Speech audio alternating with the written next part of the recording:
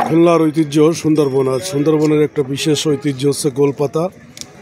এই গোল গাছেরই এই গোলপাতা গাছের ফল হচ্ছে এই।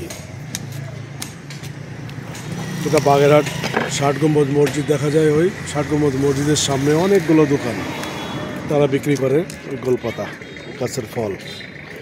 এটা হচ্ছে কাঠবাদাম। কাঠবাদামগুলো খাইতে মজা।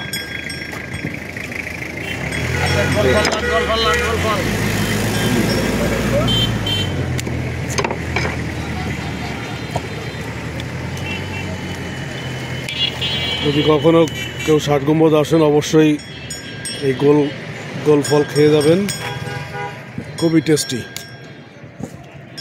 আর কাঠবাদামগুলো ভালো লাগে, এটা পাহাড়ি কাঠবাদাম বলে, খুব সুন্দর, মজা আছে। ডাব কত করে? ১২০ টাকা। বাহ, অনেক দাম তো। ১২০ টাকা করে এইটুক সাইজ।